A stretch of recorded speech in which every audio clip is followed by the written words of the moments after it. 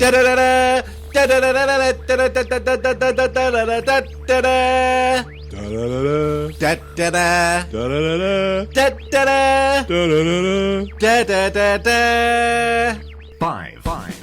four, three, two, one, zero.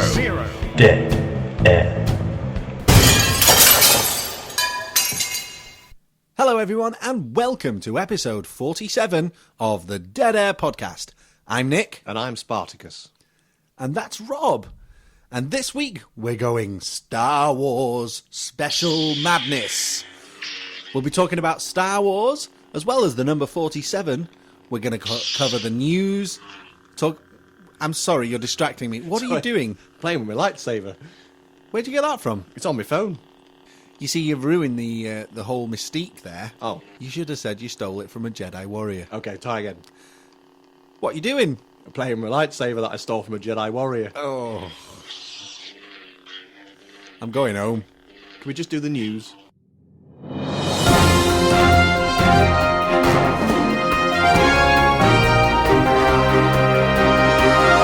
Never say never again is proved right. Star Wars is coming back. This is the news that Disney have bought the Star Wars franchise from George Lucas, and they're going to make episodes 7, 8 and 9 of Star Wars, and then a new Star Wars movie every 2 years after that. Featuring all the Mickey Mouse characters. Obviously. So we're going to have Mickey Skywalker. Right. We're going to have Darth Duck. Pluto Fett. Pluto Fett will be there. We're going to also have Chip 3PO and Dale 2D2. Yep. So as you can imagine, it's going to be a good mixture of animated fun and frivolity. Yep. Thrown in a bit of Jedi mind tricks and Metachlorians. And it's all going to be a merchandising marathon mega bonanza. Cool. They're going to make loads and loads of money. So, you know the intro music that we tried to sing at the What do you beginning? mean we tried to sing? Do you mean the intro music which we perfectly rendered? That's the one. Yeah. They're not going to have that anymore. No, it's not going to be that anymore now. It's going to be the Disney logo with a little big castle. With a castle, yeah. It'd be a bit weird, won't it? Technology news on the Dead Air podcast. There's a company called Dish that make an auto-hop device. What on earth is an auto hop? It sounds like something a rabbit would use. It skips adverts. Ah, okay. So basically record your TV programs. How does it know when the advert is on? I don't know. But I'm going to get to that bit. Well, surely the original way, we look for the two flashing little lines on the top. Oh, I found out what that's for. That's the 30-second countdown before the adverts come up. Yeah, but the reason they use it is to tell the people at the local network. But not everything has those little bars on them in the top corner anymore. So how would they do it? Anyway, I don't know. But this company called Dish are making this thing called AutoHop, and they're being sued by all the major TV networks, which I find really weird. How can you sue a network? What? That doesn't even make any sense. You can't sue a company for making a product. Well, is suing the right word? They're trying to stop them from making it. Put an injunction. That's the one. So this company are trying to stop adverts being shown, and the TV networks are trying to stop the company from making a machine to stop adverts being shown. Yes. Do you think anyone actually watches adverts when they've recorded? You just fast forward. People just fast forward. In our house, it's a bit of a game to see if you can stop it in time. Do you play that game? No. You press tap, tap, tap to get it up to 30 times. Yeah, but there's loads of bugs with Sky Plus. You press tap, tap, tap, it goes to the end of the... No, only if you hold it down. Oh, is that what it is? Yeah. Am I holding it too long? You're holding down. If you press tap, tap, tap, tap, it puts it up to 30 times. Yeah. And then the challenge then is to try and press play right at the exact moment when it's the program's starting again. We fast forward past a lot of stuff, not just the adverts. You know, when they got like quiz shows and whatever. We fast forward past all the bits where they chat to people. Well, that's because you're watching poor quality programs, you see. You want to be watching Star Wars and things, and then you won't have to fast forward.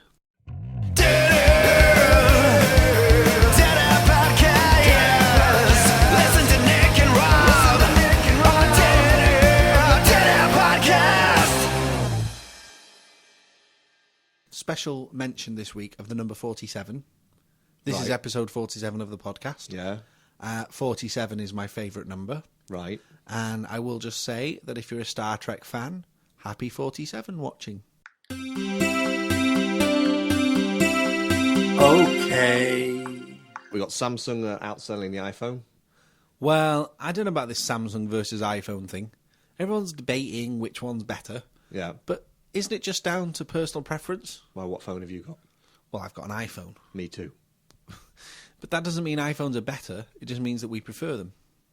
It's like if I said to you that Ford were better than Vauxhall, how could I, justify that statement? Surely it's just down to which you prefer, isn't it? Yeah. So it's the same. And all these people arguing on the internet about one's better than another, one's got more pixels, one's got more I think it's memory. just in the news because Samsung are suing Apple and Apple are suing Samsung. Yeah. But HTC was suing Apple and Apple was suing HTC, but now they've agreed to do what Microsoft and Apple did years ago, and that is for 10 years now we're not going to sue each other. Oh, wow. So they've done a nice handshake and they've just agreed So now to they're share. going to have 10 years of ripping off each other's ideas? Yeah. Oh, that'd be good. I think that's the way to do it, I think. Well, who knows? These big companies, though, they have so much money going on that we can't even really understand how, It makes a phone call Yeah, at the end of the day, all you want is that when someone rings you, your phone rings. and occasionally it might send a text. Yeah, exactly. Or browse the web. Yeah. Or email, take pictures, go on Facebook, do videos, YouTube. But the most important thing is that you can make phone calls. Yes. Yeah. And Skype. Games. Yeah. Apps. Yeah, Yeah. But as I say, phone calls are the number one priority. definitely. Yeah. And lightsaber effects. Oh, yeah, that's good. And a torch. Yeah. And a way to read books. Mm. Can you do anything else With my phone? I can keep my ear warm. You can. I had a problem with mine the other day that for some reason the camera turned on when it was in my pocket. I must have turned it on by accident when I was putting it in my pocket. And when I took it out of the pocket like an hour later, the phone was really, really hot. Bit of a boring story, but I just thought I'd share it with you. You're listening to Nick and Rob. I'm not Morgan Freeman, but this is Dead Air Podcast. So you're in McDonald's, KFC, Burger King, Yeah. and the burgers look a bit manky. Yeah, it depends. Look like they've been there on the rack for... Don't they have a rule that if they're there for more than 8 minutes or something, you have to chuck them away? Oh, I don't know about that. Yeah, I think so. My brother used to work in McDonald's. Yeah. And apparently if it was... I don't know if it was 8 minutes or 6 minutes. Well, I always ask for plain food, and they always Yeah. have to cook it fresh. It always takes longer to make a plain piece of food. Yeah, than it because does- the other ones are already done, aren't they? Yeah. Well, that's the point. If you want fresh food, just ask for something that's not the norm. So, like, burger without gherkins, or burger without mayo, Okay. chicken burger without mayo, that sort of thing. Okay. Or plain always works. Paul Daniels likes plain food. What if you liked it with all the stuff? Could you ask them to make it plain, and then when you get it, say, actually, you know what, can you put all the stuff on anyway? You could try that, but they might just take it off you and grab you one off the shelf. Oh, yeah, that's a risk, isn't it? It's better to say, can I have one without mayonnaise? And then when it comes, you say, oh, have you got any mayonnaise sachets? Yeah. That's a good tip. Yep. Nick Crickets.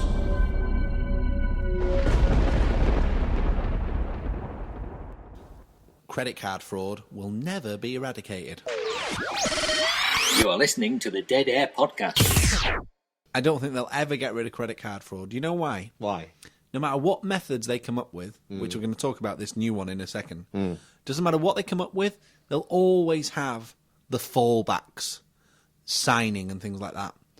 Even now, with sophisticated as credit cards are, if the machine isn't working or it gets declined, the machine still says, let them sign the piece of paper.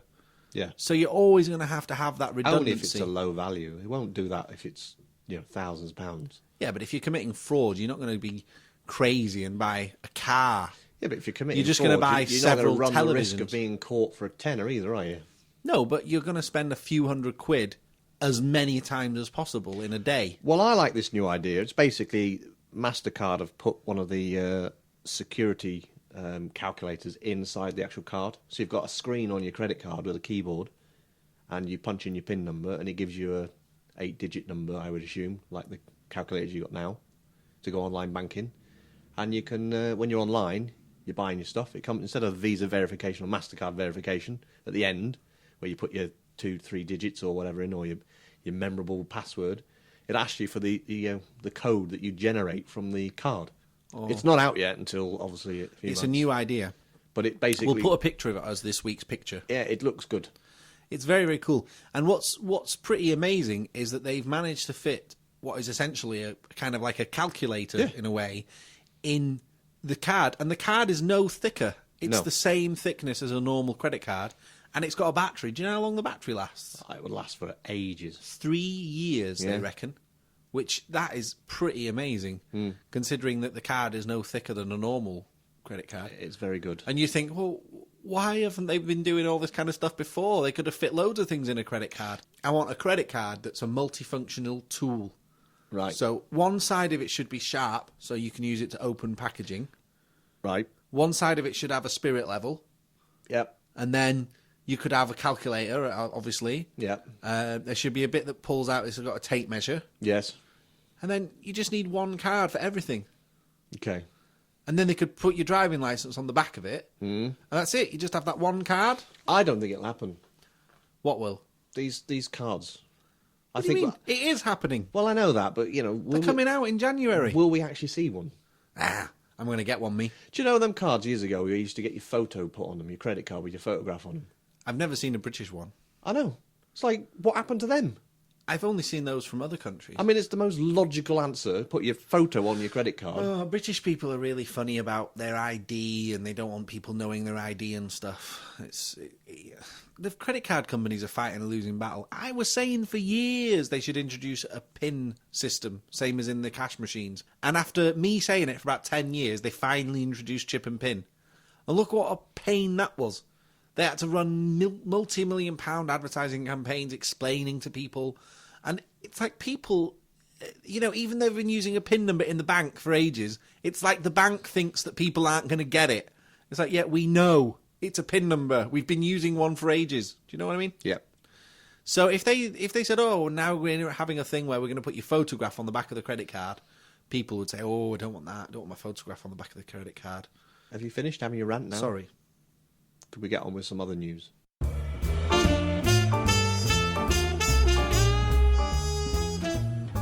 You don't have to be posh to listen to the Dead Air podcast. You don't need 4 years, no claims either. So we went to go and see Paul Daniels again. Yeah, this time we went to see him in a kind of a business capacity. Yeah. More than a show capacity. Yeah, so we went to his shop, Yeah. which I think is run by his son, that's also called Paul Daniels. Yeah, his son is called Paul as well. I think it's his eldest son. A really good idea, that. To call your son your name? If you're famous, yeah. Well, no, I don't think it's a famous thing. People have been doing that for years. Have they? Yeah. I suppose they have. People call their sons after themselves, don't they? So it's the Paul Daniels Magic Shop in Wigan we went. Yeah. And then we basically were in a room upstairs. Aye. Aye. And There were several of us. It there wasn't were just me several and of us. Rob. And basically we were taught how to do It was a seminar on magic. all the magic under the sun. I wouldn't go that far. Oh no, his son was downstairs in the shop. He gave us the groundings of how to put a magic show together, told us his sort of techniques that he uses, preparation and things. Really, really useful. We should have applied them when we were doing the podcast this week. We should have done. And then it would be a much higher quality than it is. But it wasn't really... He didn't really tell us how to do lots and lots of tricks, which I was kind of expecting. It was more like, you need to read this book, you need to read that book, you need to read the other book. He did tell us how to do a few tricks. Yes. Just to get us going. But it wasn't like, here's a trick, here's how you do it. Here's another trick, here's how you do it. It was more of sort of a gentle nudge towards the direction of doing shows and how to interact with audiences. And lots of good stories too. Yeah. But I think the stuff that he was saying, which obviously we're not going to reveal too much on the podcast, it was very, very interesting stuff. The things that he was talking about, how when he walks out on stage, the way that he prepares and things, really useful. And you can use those kind of things just in everyday life. So it was really good. Well recommended. Very much enjoyed it. And he does these, they're called magic days. They are magic days. Yeah. It's called a magic day. And if you go to his website, which is pauldaniels.co.uk, Yep. you can find out all about it there. And he does them every, I don't know, couple of months or something. Pretty exclusive. Just check up on the website. We were very special guests. Yes. He invited us personally. Yes. At least after we asked him to. After we said, please can we come? Yeah. And he said, yeah. We took him out for lunch. If you really want. Yeah, we took him to KFC. Yeah, that's the place where he wanted to go. It was great because we were in KFC and people were coming up and asking for autographs. He knows my top tip. He asked for a plain burger. Yeah, he does. Fair play to him. And people coming asking for autographs, to have their picture taken. I didn't mind. Obviously, I gave people my autograph. But even Paul Daniels got asked for his autograph. And he was very, very accommodating. He stopped halfway through his meal. He stopped eating and he got out from the chair and had his picture taken with some kids and things. The guy this guy, honestly, he's super nice. Super, super nice. Just can't fault him. But we're not going to go on about Paul Daniels every week because there might be some people who are just like, it's like the Apple versus Samsung thing. Yeah. So I think 2 weeks is probably enough. But next week we will be talking about Paul Daniels. Shall we plug his store website since we went there? Yeah, okay. If you go, I don't know, because I don't want people buying magic books because then they'll know how it's all done, all the tricks like we do. And they could buy a fancy dress. Yeah, magicandfancydress.com. That's the one. That's it. So have a look at his website and order a cool outfit for next year's Halloween. Or for your panto for Christmas. Did you do a Halloween outfit this year, Rob? No. Oh, no, I didn't either. We had a lot of kids coming around the house, though, for trick-or-treat. Did you? Yeah, loads of them, and they were all dressed up. A lot of them made a really good effort.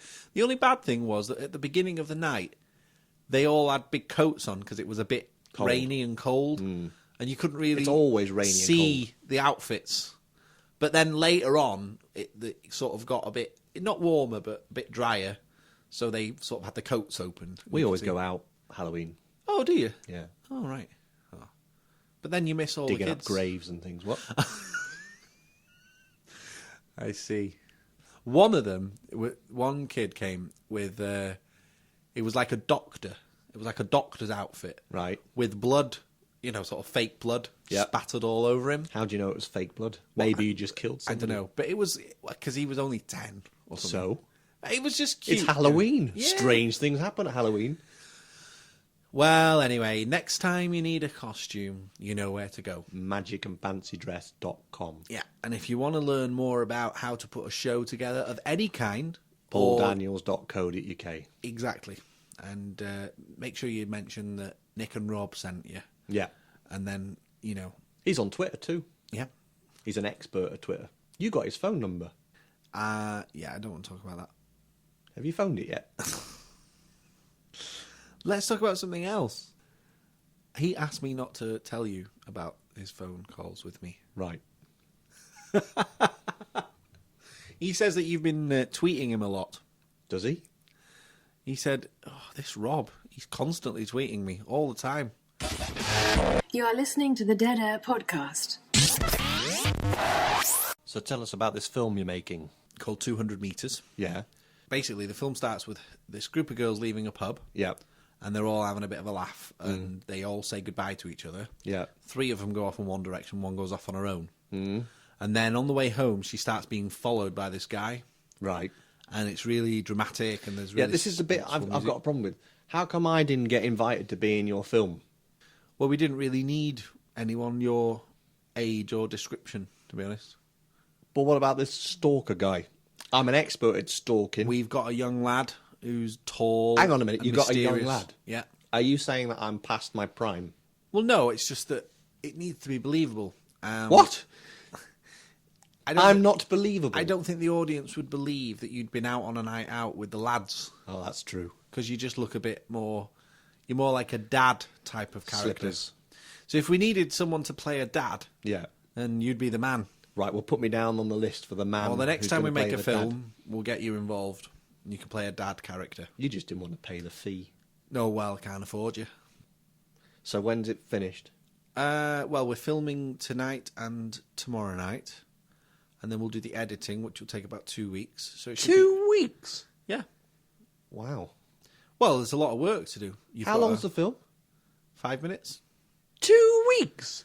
Yeah, but How can it take 2 weeks to edit a 5-minute film? Because you've got to get your scenes put together in the right order, make a rough edit, and then you've got to get the composer down to watch it so he can start writing the music.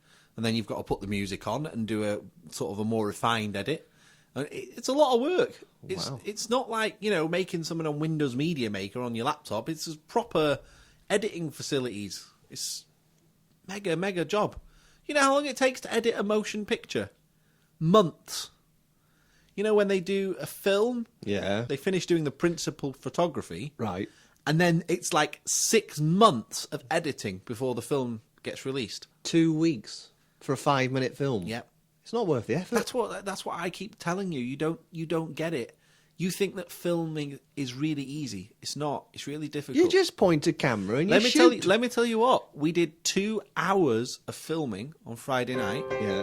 And we got about 25 seconds of footage. I reckon you're making a big blockbuster film and you're just telling me it's taken 2 weeks to do a 5-minute film, but you're actually making Star Wars or something. No. I reckon Mickey Mouse has been on the phone and he's saying, right, we need you. No, I'm sorry, Rob. It's just a single camera setup, very low budget. In fact, it's called a no budget. That's when you make a film for no money. Right. I couldn't have guessed that. But the whole idea is to practice all the techniques, you see. The thing is that the way that we make this film is it should apply to any film. So even if you're making a massive motion picture with a cast of thousands, loads of special effects, loads of complicated sets and scenery and all that, you still apply the same rules and methods and things as you do on a small film. Right. So that's why it takes 2 weeks to edit it. Couldn't I have done something like done the clapperboard or anything? Well, it's nice to be involved in things. Next time I'm doing one, you can do one. How am I going to get out of this? I've said it on air now. Cool. So I'm in the next one. Time's up. Okay. We ran out of music. We have to go. Bye. Good night, everyone. Thanks for listening to the podcast number 47. Follow us on Twitter and Facebook. What are we talking about next week? I don't know. Probably your filming still. I'm sure it'll be super interesting.